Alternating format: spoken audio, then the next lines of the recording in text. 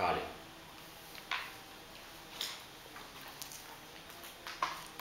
Sutta said, there at the Saraswati river, the king observed how a Shudra was dressed like a king, was beating a cow and a bull with a club, as if there was no one to protect them. The bull, that was as white as lotus, terrified of being beaten by the Shudra, urinated and trembled out of fear, standing on one leg only. The cow also, on itself a religious example, but now rendered poor and distressed because of the Shudra who was beating her legs, was without a calf and had tears in her eyes, while she in her weakness hankered for some grass to eat. From his with gold embossed chariot, Parikshit, well equipped with bow and arrows, asked with a thundering voice, "Who are you to think that you in this place can violently kill the helpless who fall under my protection?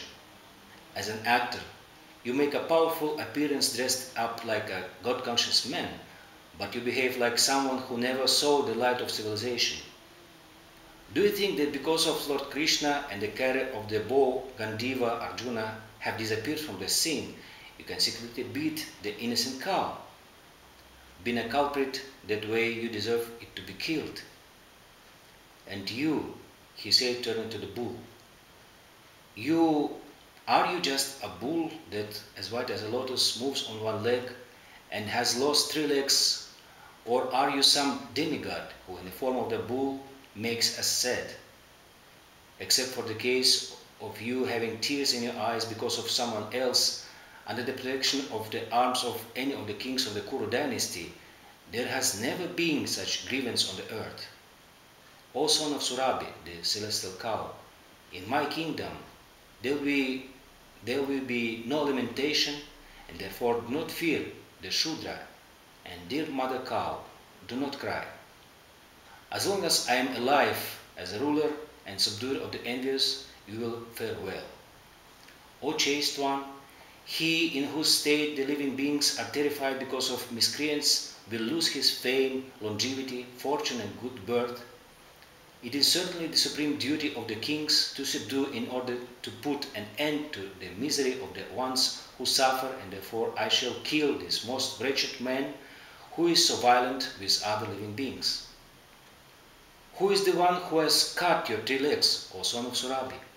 What happened to you has never happened before in this royal state of kings who live in the spirit of Lord Krishna.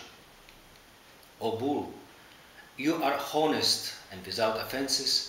Tell me, therefore, about him who mutilated you and tarnished the reputation of the sons of Pritha. Those who make the sinless suffer may fear me wherever they are, for I will curb the actions of the miscreants and restore the welfare of the ones who are honest. The upstart who offends innocent living beings I shall forthwith defeat, whether he is a demigod from heaven with armor and decorations or not. It is certainly the holy duty of the head of the state to always protect the ones who faithfully perform their duty and safely, according to the scriptures, chastise those in this world who have strayed from the path. The bull, the personality of religion, said, O king, all you said speaking for the sake of the freedom from anxiety of those who are suffering is befitting for someone of the Pandava dynasty, the dynasty of which the qualities led Lord Krishna to behave like a servant as such.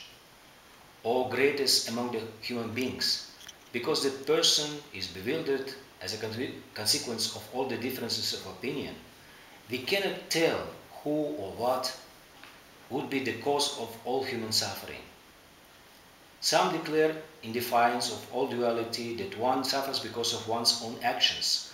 Others speak of the supernatural causes, while still others say that it is all due to the operation of material nature or the consequence of accepting outside authorities. Some also conclude that it is a matter which defies explanation and comprehension. Who of them will be right in this matter, O sage amongst the kings, is left to your own power of judgment. Sutta Goswami said, Parikshit, who attentively had followed what the personality of religion had to say, or best among the Brahmins, mindfully replied, "You, O knower of the duties, O Dharma in the form of the bull, speak this way only because you know that just as with a guru who pointing out the karma takes the karma upon him, he who points out the culprits ends up in the position of doing wrong himself. In other words, the Lord, his ways with the material world cannot be put in words nor be conceived by living beings.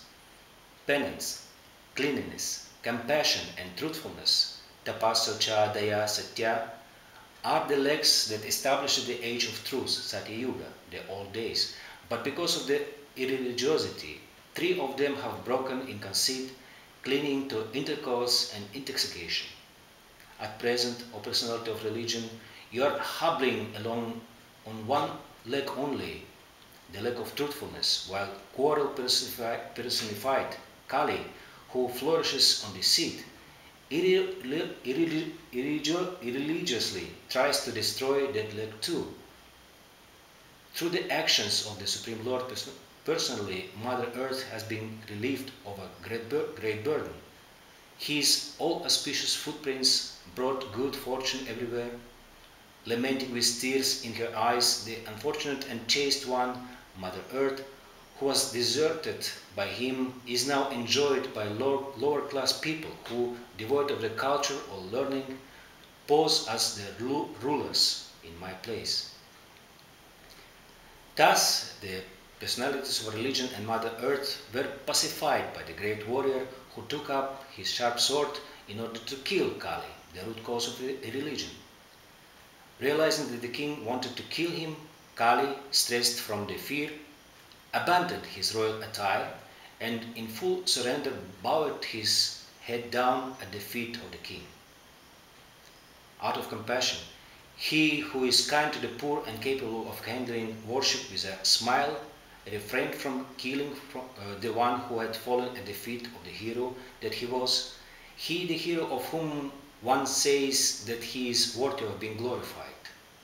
The king said, "Do not fear, for you have surrendered yourself with folded hands. We certainly inherited the fame of Arjuna, but that does not mean that you can be allowed to stay in my kingdom. You are a friend of irreligion after all.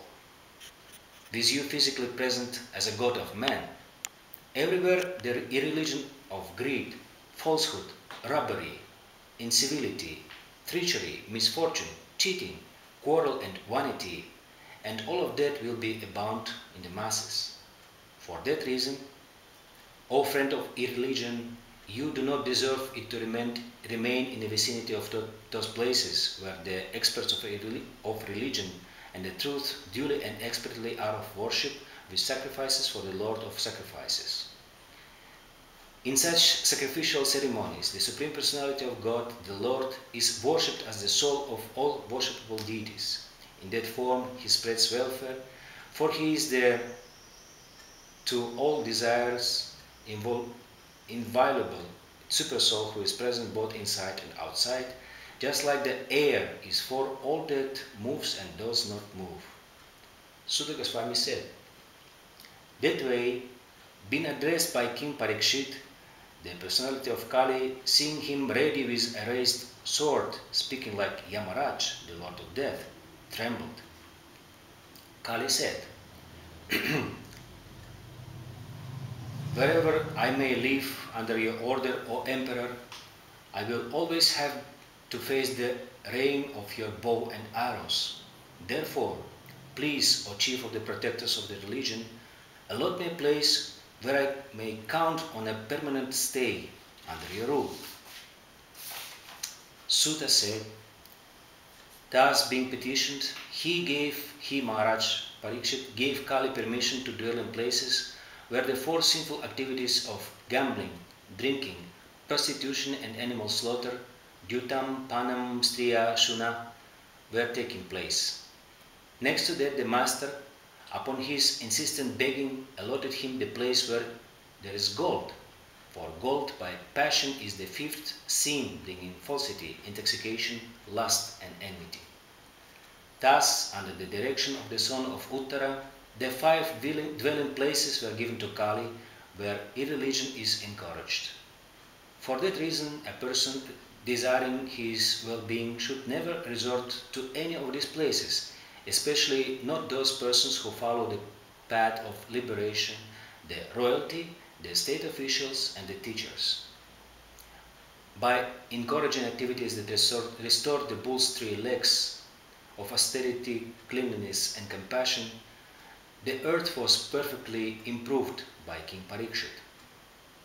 The present rule we have of him, the throne that was handed over by the king, grandfather Yudhishthira, when he wished to withdraw into the forest. From that rule, that sage among the kings and chief of the Kuru dynasty is now known as King of Hastinapur and the most fortunate and famous emperor. Because of this experience of the son of Abhimanyu, the king, thanks to his rule over the earth, you may all now have the initiation of the performance of the sacrifices like this one.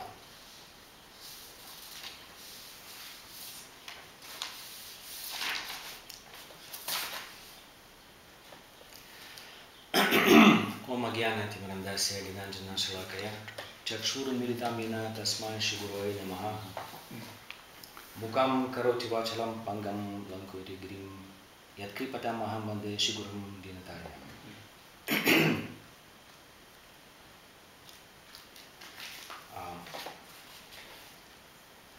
The sacrifice mentioned in the end of the chapter is the 1000-year sacrifice, which was performed by the sages of Naimisharanya to push back the influence of the age of Kali.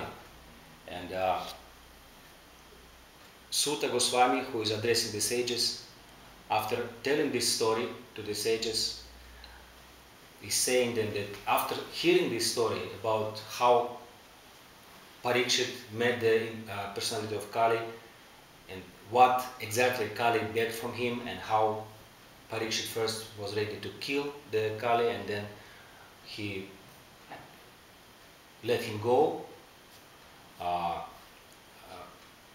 Hearing this story, knowing the background of this situation, makes the sages, Suta Goswami says, being qualified to continue this sacrifice. This is the situation, why he is telling this story to the sages of Naimisharanya. Now, as you know, Vyasadeva was very much grieved by the signs of approaching of the age of Kali. He saw around him. It was, as our Acharyas say, 5,000 years ago that he decided to write down this perfect scripture of Srimad Bhagavatam, the wonderful, beautiful Bhagavatam, being inspired by his spiritual master, Narada Muni.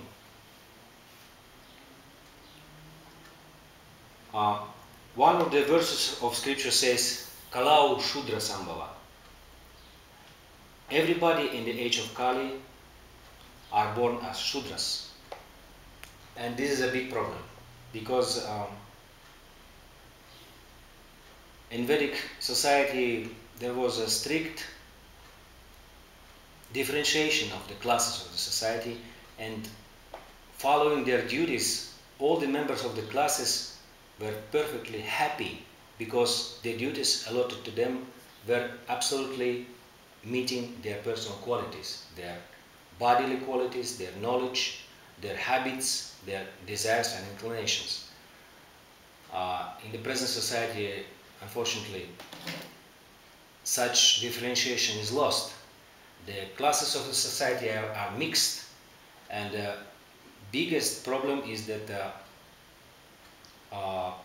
ruling class and Brahminical class lost their qualities, their qualification for ruling and advising and knowing the scriptures.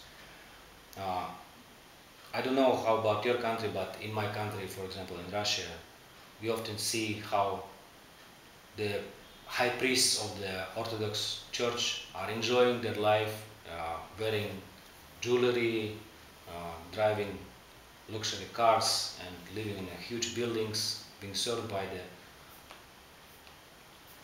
tens of servants.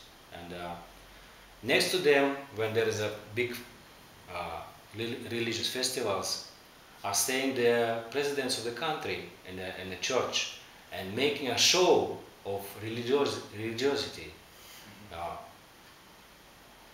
If you are so religious, why you are not applying this religiosity in your rule, in the everyday practice, when you are approving godless laws, the sales and production of alcohol and other unmentionable things, when you approve useless army which cannot protect its citizens, and when the whole structure of the power is corrupt. Where is your religiosity? What is this show? Why you are staying in front of the God's picture with the folded hands and with a candle? Is it all for your religiosity? The kings of the Vedic society were called Raja Rishi. They were studying in the same gurukuls with the Brahmins, but they were let out of Gurukul a bit early when they studied the basic knowledge of the Vedic scripture. Brahmins were studying longer, like up to 16 years, as I remember. But the Kshatriyas were released from the Gurukul earlier. But they studied the same scriptures, the same laws of God, the same culture, the same tradition. They were doing the same yagyas, chanting the same mantras, memorizing the same verses from the scriptures, and in this way they were completely educated and qualified for ruling because they knew scriptures. They were ruling from the name of God, being advised by the Brahmins, the representatives of God. But now, like if we take the example of the society being like a body, the Brahmins are the head, the Kshatriyas, the rulers, are the arms, the Vaishyas, the merchant class, are the belly, and the Shudras are the legs. And being completely misguided, the human society is now making revolutions. Recently, 2-3 ages, starting from France, they decided that this is not good. We will make revolution, and they created the bourgeois revolution, meaning that the belly is put instead of the head.